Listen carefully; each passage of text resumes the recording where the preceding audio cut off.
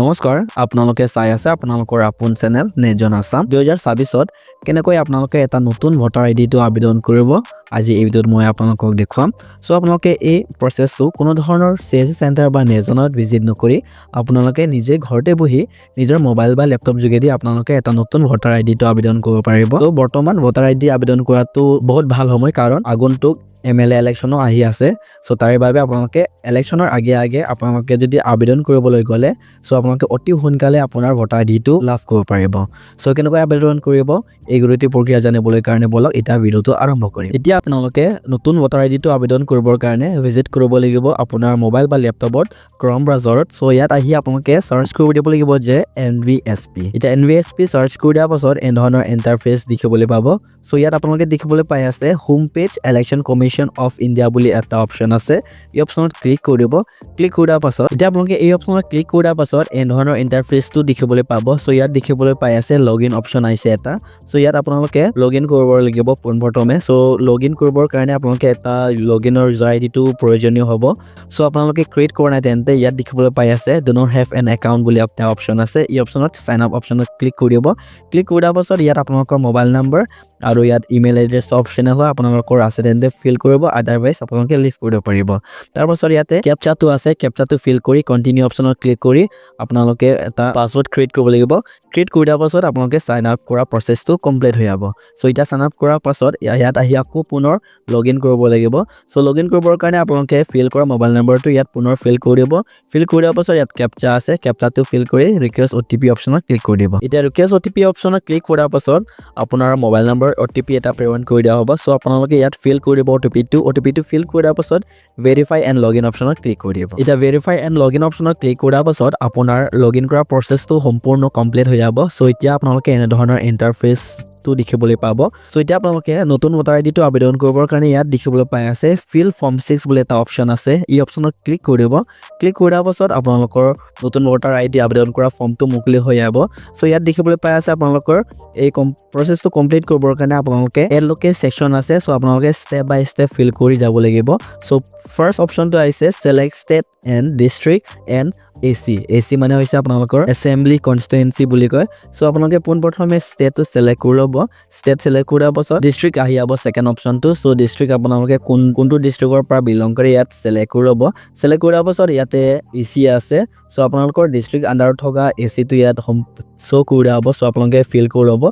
কৰাৰ পাছত ইয়াত নেক্সট অপচনটো খোল খাই যাব এই অপচনত ক্লিক কৰিব এটা ক্লিক কৰাৰ পাছত এপ্লিকেন্টৰ ফাৰ্স্ট নেম ইয়াত ফিল কৰিব তাৰ পাছত ইয়াত সাৰনেমটো ফিল কৰিব আৰু তলত বক্স দুটা দিয়া আছে আপোনালোকে ফিল কৰা নামটো ইয়াত অটো আসামিছত জেনাৰেট হৈ যাব সো আপোনালোকে আসামিছত ইয়াত দেখিবলৈ পাব সেকেন্ড তলৰ বক্সবোৰ যদি আপোনালোকৰ আসামিছত নেমবোৰ ভুল আছে তেন্তে ইয়াত কিবোৰ্ড এটা অপচন আছে সো আপোনালোকে এই কিবোৰ্ডত অপচনত ক্লিক কৰি আপোনালোকৰ আসামিছ নেমটো শুধৰণি কৰিব পাৰিব সো এটা নামবোৰ ফিল কৰাৰ পাছত ইয়াত এটা পাসপোৰ্ট সাইজ ফটো আপোনালোকে আপলোড কৰিব লাগিব সো সাইজ ইয়াত মেনশন কৰি দিয়া হৈছে আৰু ফৰমেটটো ইয়াতে মেনশন কৰা আছে সো আপোনালোকে এই সেম ফৰমেটত আপোনালোকে ক্ৰিয়েট কৰি নেক্সট অপচনটো খোল খাই যাব আপোনালোকে নেক্সট অপচনত ক্লিক কৰিব এটা নেক্সট অপচনত ক্লিক কৰাৰ পাছত C নম্বৰ অপচনটো আহিছে name and surname of any one of the relatives so ইয়াত আপোনালোকৰ পেৰেন্টছৰ ডিটেইলছটো ফিল কৰিব লাগিব so ইয়াত দিয়া আছে ফাদাৰ্স মাদাৰ আপোনালোকৰ যোনটো অপচনছটো अवेलेबल আছে আপোনালোকে সিলেক্ট কৰিব সাপোজ মই ফাদাৰ সিলেক্ট কৰিছো আৰু সিলেক্ট কৰাৰ পাছত ইয়াতে নেম বক্সসমূহ মুকলি হৈ আছে so আপোনালোকে ইয়াত ফিল কৰি দিব ফিল কৰাৰ পাছত ইয়াত সেকেন্ড বক্সবোৰ সেম প্ৰসেছ আপোনালোকৰ এছামিছত আহি যাব ইফ যদি ভুল আছে কিবোৰ্ড অপচনটো ইউজ কৰি আপোনালোকে কাৰেকচন কৰিব পাৰিব so এটা নেমবোৰ ফিল কৰাৰ পাছত নেক্সট অপচনটো আকৌ খোল খাই যাব আপোনালোকে ক্লিক কৰিব ক্লিক কৰাৰ পাছত ডি নম্বৰ অপচন আছে আপোনালোকৰ কন্টাক্ট ডিটেইলছ সো ইয়াত আপোনালোকৰ মোবাইল নম্বৰ সমূহ ফিল কৰিব লাগিব সো ফাৰ্স্ট অপচন আছে ইয়াত মোবাইল নম্বৰ সেলফ আৰু ৰিলেটিভ মেনশন আবাভ বুলি দুটা অপচন আছে সো আপোনালোকৰ যদি নিজৰ মোবাইল নম্বৰ আছে তেন্তে ইয়াত সেলফ অপচনত ক্লিক কৰিব আদাৰৱাইজ আপোনালোকে ৰিলেটিভ আৰু মেনশন আবাভ অপচনত ক্লিক কৰি ইয়াত মোবাইল নম্বৰটো ফিল কৰিব সেম এজ আপোনালোকৰ যদি ইমেইল আইডি আছে তেন্তে ইয়াত ফিল কৰিব আদাৰৱাইজ আপোনালোকে লিভ কৰিব পাৰে তাৰ পাছত নেক্সট অপচনটো আকৌ খোল খাই যাব আপোনালোকে ক্লিক কৰিব ক্লিক কৰাৰ পাছত ই নম্বৰত আছে আধাৰ ডিটেইলছ সো ইয়াত আপোনালোকৰ আধাৰ নাম্বাৰটো ফিল কৰিব লাগিব সো আধাৰ নাম্বাৰটো ফিল কৰাৰ পাছত নেক্সট অপশনটো আকৌ খোল খাই যাব আপোনালোকে ক্লিক কৰিব এটা ক্লিক কৰাৰ পাছত F নম্বৰত আহিছে জেন্ডাৰ আপোনালোকে মেল ফিমেল আপোনালোকে কোনটো জেন্ডাৰৰ পৰা বিলং কৰে আপোনালোকে সিলেক্ট কৰিব সিলেক্ট কৰাৰ পাছত নেক্সট অপশনত আকৌ ক্লিক কৰিব এটা ক্লিক কৰাৰ পাছত G নম্বৰত আহিছে date of birth details so ইয়াত আপোনালোকৰ এপ্লিকেন্টৰ ডেট অফ বাৰ্থটো ফিল কৰিব লাগিব সো ফিল কৰিবৰ কাৰণে আপোনালোকে দিয়া আছে ইয়াত সাইডত ক্যালেন্ডাৰ অপশন এই অপশনত ক্লিক কৰি আপোনালোকে পোনপ্ৰথমে আপোনালোকৰ ইয়াৰটো সিলেক্ট কৰিব ইয়াৰটো সিলেক্ট কৰাৰ পাছত মানটো সিলেক্ট কৰিব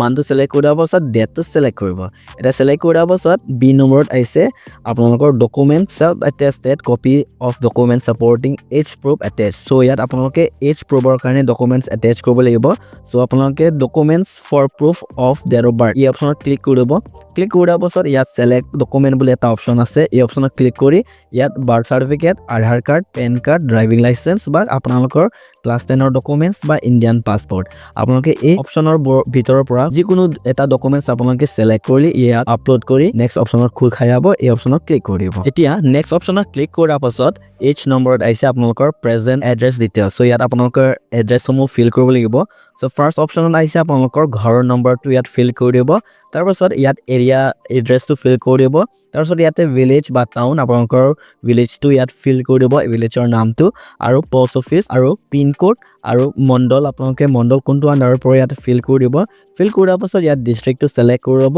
ডিস্ট্ৰিক্ট সিলেক্ট কৰাৰ পাছত ষ্টেটটো অটো সিলেক্ট হৈ থাকিব আৰু লগতে মনত ৰাখিব যে এই তলত দিয়া বক্সবোৰত অসমীয়াত অটো ফিল হৈ আহিব সো আপোনালোকে চাই ল'ব যদি অশুদ্ধ আছে তেন্তে আপোনালোকে কিবোৰ্ড অপশনটো দিয়া আছে সো আপোনালোকে কিবোৰ্ড অপশনত ক্লিক কৰি আপোনালোকৰ এড্ৰেছসমূহ বা ঠিকনাসমূহ শুধৰণি কৰি ল'ব এতিয়া এড্ৰেছসমূহ ফিল কৰাৰ পাছত অকমান স্ক্ৰল ডাউন কৰি ইয়াত দেখিবলৈ পাই আছে B নম্বৰ অপশনত ইয়াত আপোনালোকৰ ৰেসিডেন্সৰ প্ৰবৰ কাৰণে ডকুমেন্টছ এটা আপলোড কৰিব লাগিব সো ইতিমধ্যে আপোনালোকে ইয়াত চেক বক্স আছে এই অপশনত ক্লিক কৰিব ক্লিক কৰাৰ পাছত ইয়াত সিলেক্ট ডকুমেন্ট অপশন আহিছে আপোনালোকে সিলেক্ট কৰিব আপোনালোকৰ ডকুমেন্টছটো ইয়াত আপলোড কৰিব আপলোড কৰাৰ পাছত ইয়াত নেক্সট অপশনটো খোল খাই যাব এই অপশনত আকৌ এবাৰ ক্লিক কৰিব ক্লিক কৰাৰ পাছত I নম্বৰত আহিছে আপোনালোকৰ কেটেগৰী অফ ডিসেবিলিটি যদি আপোনালোকে অসুস্থ তেন্তে ইয়াত ফিল কৰিব আদাৰৱাইজ এই পেজটো এৰি নেক্সট অপশনত গুচি যাব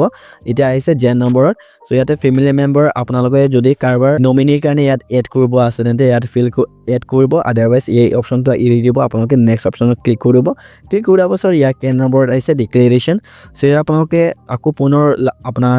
গাঁও বা টাউনৰ নেমটো ইয়াত ফিল কৰিব সো আকৌ এবাৰ